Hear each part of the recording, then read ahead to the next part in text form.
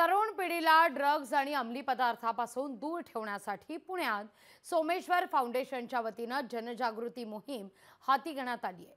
आज जागतिक अंमली पदार्थ विरोधी दिन आहे आणि याच निमित्ताने या उपक्रमाचे आयोजन करण्यात आले आहे।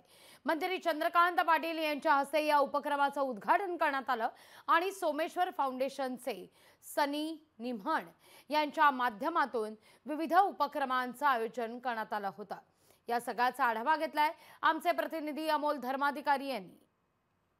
आज जागतिक अंमली पदार्थ विरोध दिन आहे आणि या पार्श्वभूमीवरती पुण्यात सोमेश्वर फाउंडेशन तर्फे आपण पाहिलं की या अंमली पदार्थ विरोधीची जी मोहीम आहे ती खरं तर या व्यंगचित्रांच्या द्वारे सुरू करण्यात आलेली आहे।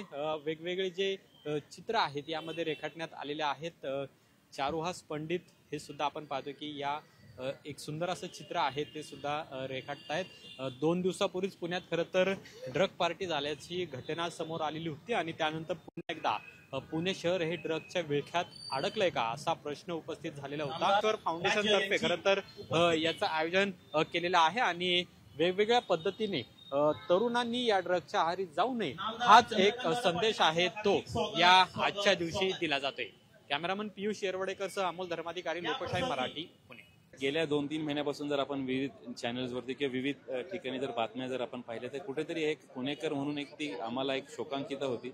आज जागतिक अंमली पदार्थ दिनच्या निमित्ताने पुणेकरांनी सर्वांनी एकत्र येऊन हा अँटी नार्कोटिक्स डे साजरा करून ह्याच्यामध्ये ड्रग्जला पुण्यातून हद्दपार करावं ह्या अनुषंगाने सोमेश्वर फाउंडेशननी TAD टुगेदर अगेन्स्ट ड्रग ही मोहीम हातामध्ये घेतलेली आहे।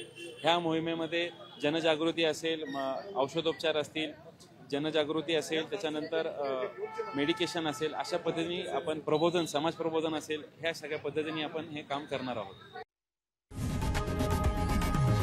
लोकशाही मराठी ऐका, पहा, जागरूक रहा।